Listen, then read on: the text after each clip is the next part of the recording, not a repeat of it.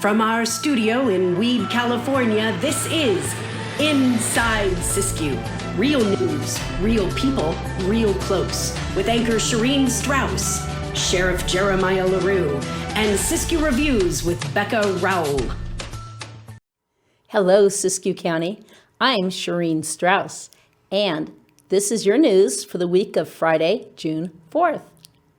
Up first, from the California Department of Forestry and Fire Protection Siskiyou Unit. CAL FIRE has suspended all burning permits as of June 1st. This bans all residential outdoor burning of landscape debris such as branches and leaves. However, CAL FIRE is asking residents to take the extra time to ensure that they're prepared for wildfires by maintaining a minimum of 100 feet of defensible space around every home and building on their property and being prepared to evacuate if necessary. Also, BLM is announcing seasonal fire restrictions for public lands managed by the Redding Field Office. The Bureau of Land Management is implementing fire restrictions for public lands managed by the Redding Field Office in Mount Shasta, Siskiyou, Butte, Trinity, and Tehama counties beginning Friday, June 4th. The restrictions will remain in effect until further notice.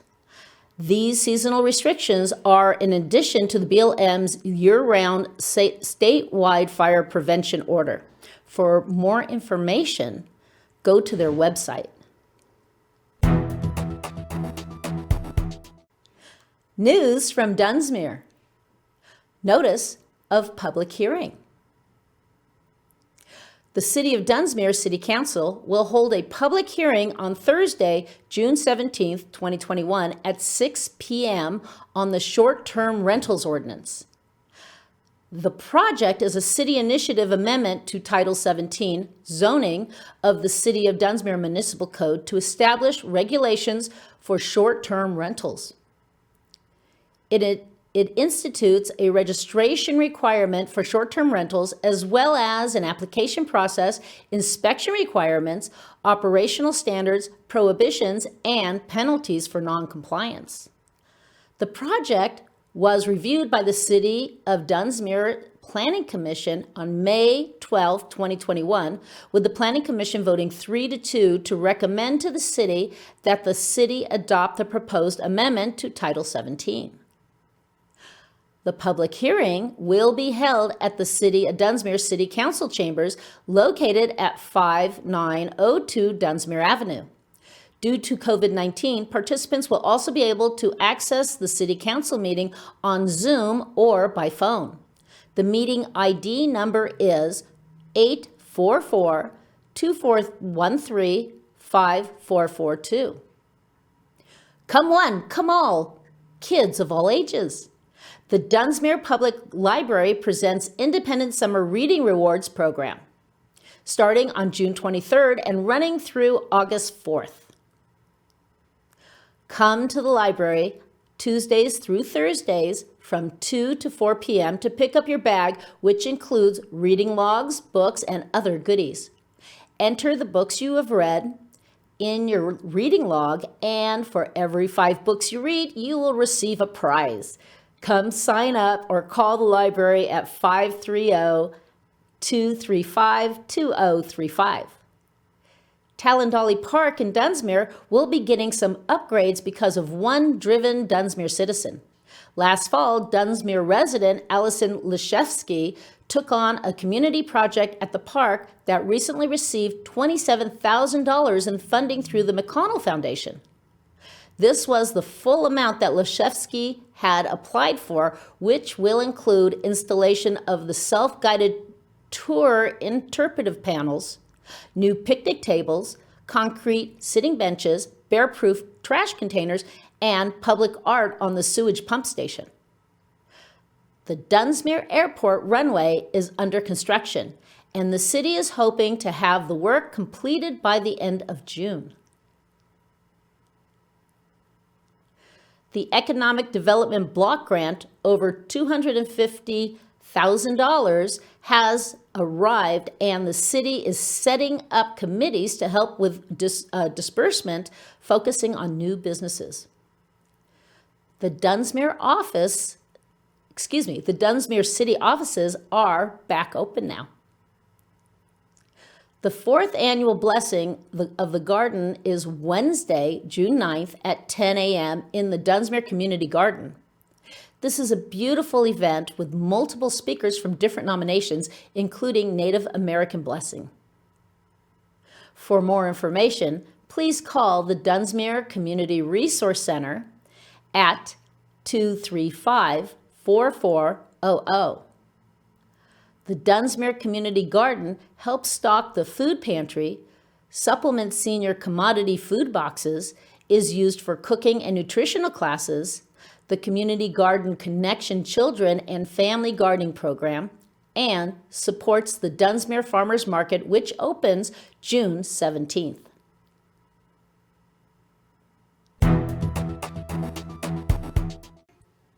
News from McLeod. McLeod's first event during the COVID pandemic was a total success. Following all the state and county mandated regulations, the McLeod Chamber of Commerce held the McLeod Mushroom Farmers Market in place of the annual Mushroom Festival over the Memorial Weekend. Though many of the traditional activities were omitted, like the workshops, mushroom hunting contest, and the 7-course gourmet dinner, there was still much to do and see among the 54 vendor booths and live music from the Sundown Poachers and the McLeod High School Band. If you miss this event, make sure you get over to McLeod this coming Sunday for their town-wide annual flea market.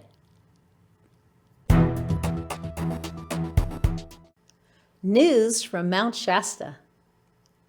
On Saturday, June 26, Jefferson Center for the Arts is reopening its doors to live performances with Kevin Patrick Radley, a blues, soul, folk harmonica player, singer, and guitarist, and the Brothers Reed, the local singer, songwriter, guitarist, and yes, brothers, who won the NPR Tiny Desk Fan Favorite Award.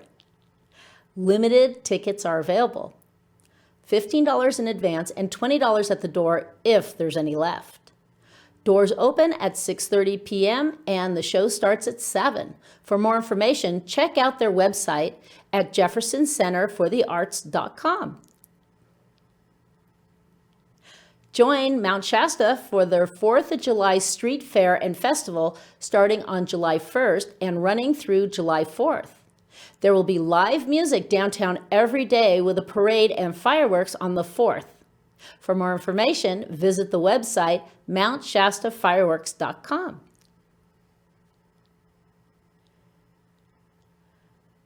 The Mount Shasta Community Garden is hosting a work day on Monday, June 7th. Join in to help prep and plant some pollinators and attracting plants as well as herbs and vegetables. They welcome all volunteers. Prior gardening experience is not necessary in order to participate.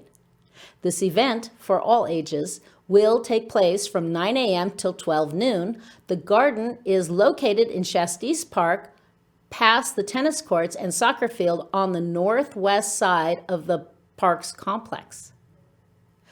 Outdoor playgroups will begin this week of June 14th for families and children ages 0 to 5.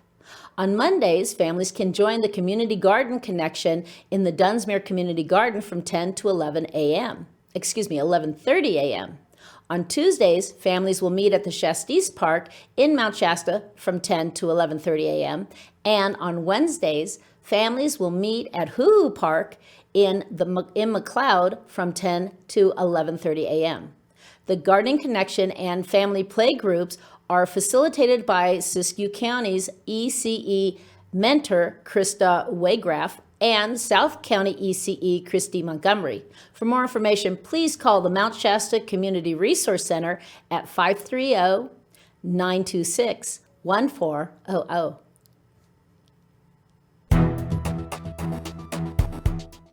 News from Weed. The Family and Community Resource Center of Weed is going back to 1 hour in-person program on their Mondays senior lunch program. It's held at the Weed Community Center on Mondays at 12 noon, starting Monday, June 14th, and every Monday thereafter, except holidays. Also, starting on June 14th, the Family and Community Resource Center of Weed will be hosting 2 Living Long and Well 3-week workshops for senior lunch program. The first workshop is from 10 to 11:30 a.m. before lunch, and the second workshop is from 1:30 to 3 p.m. after lunch. Both workshops are held at the Weed Community Center in conjunction with the Monday lunch program. To attend the workshops, you must pre-register with the Weed Resource Center by calling 530-938-9914 or dropping into the center Tuesday through Thursdays from 10 a.m. to 4 p.m.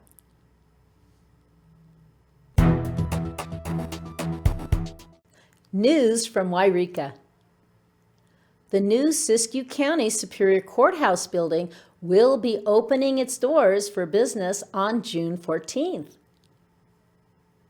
The spacious and well-lit newly constructed facility located at 411 4th Street, Yreka, California, has been in the works since 2008.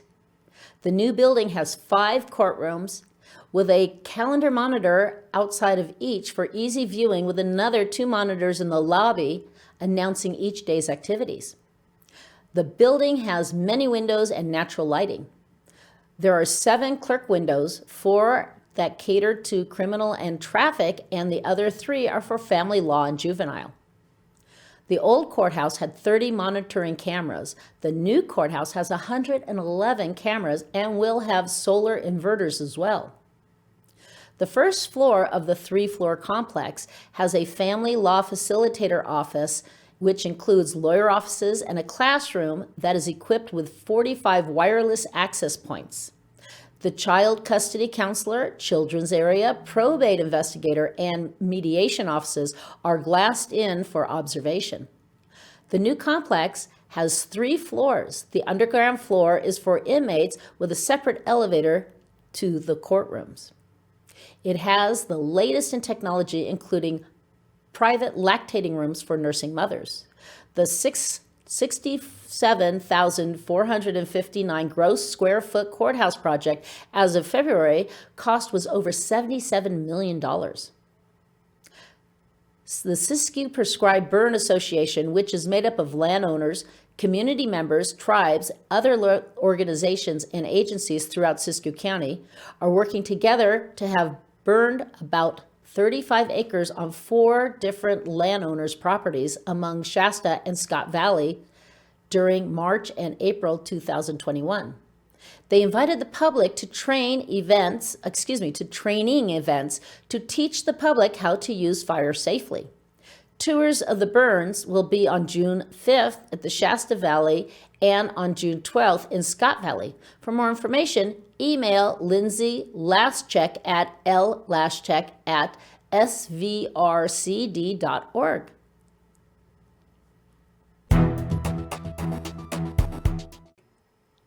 News from Fort Jones. Plan your route in advance for this Saturday's Valley-wide yard sale. The towns include Fort Jones, Greenview, Quartz Valley, and Etna. For maps and more information, go to the Scott Valley Valley-wide Yard Sales Facebook page.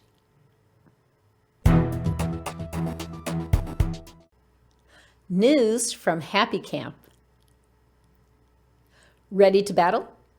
This year, Bigfoot Jamboree Committee hopes to host the first ever Bigfoot's Battle of the Bands. They need 10 bands to register in order to host the event. To register, go to their website. The cost is $50 per band to register once 10 have signed up. The grand prize is $1,000. And there are trophies too. Spread the word. Bands needed to rock Happy Camp. Hello, Siskiyou County. I'm Sheriff Jeremiah LaRue, and this is your weekly Sheriff's Report. Neighborhood Watch is a community-led program in partnership with local law enforcement to enhance neighborhood security, heighten the community's power of observation, and encourage neighbors to look out for each other. When neighbors get to know each other, they are more inclined to call their local law enforcement agency to report any suspicious activities they see, allowing law enforcement to respond immediately to deal with any potential crimes.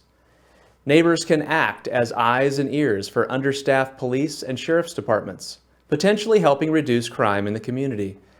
Neighborhood watch groups serve to help by enhancing the community's awareness of local crime problems, training citizens on what to look for and how to prepare to secure their own property, encouraging active participation in neighborhood cooperation, and by supporting the reporting of suspicious circumstances to law enforcement, ultimately leading to a safer community. The Siskiyou County Sheriff's Office is committed to helping communities develop and train active neighborhood watch groups throughout Siskiyou County. For further information, please contact your local deputy or call the Siskiyou County Sheriff's Office at 530-842-8300. You can also check out the National Sheriff's Association Neighborhood Watch Program by visiting their website, nnw.org, which has a great deal of very good current information and tips. For contact information for the current local watch groups in Siskiyou County, visit the Sheriff's Office website at co.siskiyou.ca.us. Thank you and have a great weekend.